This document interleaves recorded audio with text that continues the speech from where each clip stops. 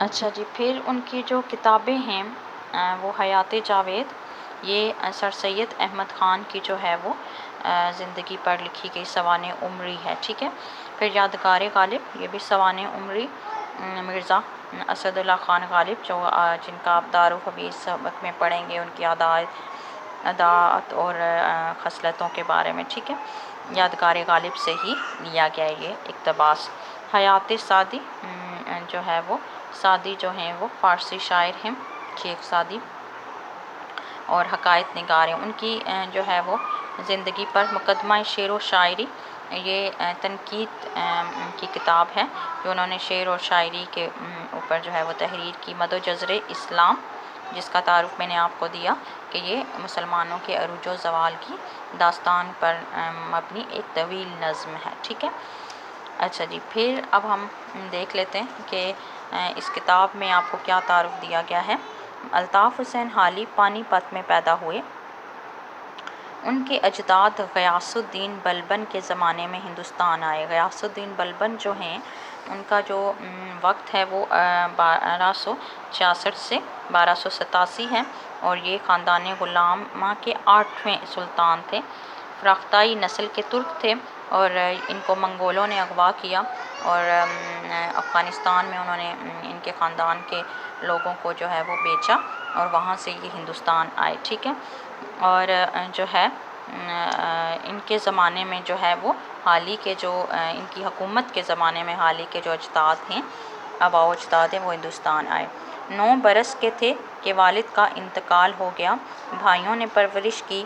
تعلیم کی تکمیل دہلی کے عالموں کی صحبت میں ہوئی۔ باقاعدہ جو ان کی تعلیم تھی نا، وہ اسکول جانا اور تعلیم حاصل کرنا، وہ نہیں تھی۔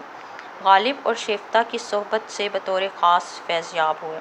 غالب جو ہیں وہ اردو کے جو ہیں وہ شاعر ہیں، ٹھیک ہے، اور شیفتہ بھی جو ہیں وہ ان کا تعارف جو ہے، ان کا اصل نام نواب مصطفیٰ خان ہے، ٹھیک ہے۔ 1869 میں جو ہے وہ دہلی میں پیدا ہوئے، ٹھیک ہے۔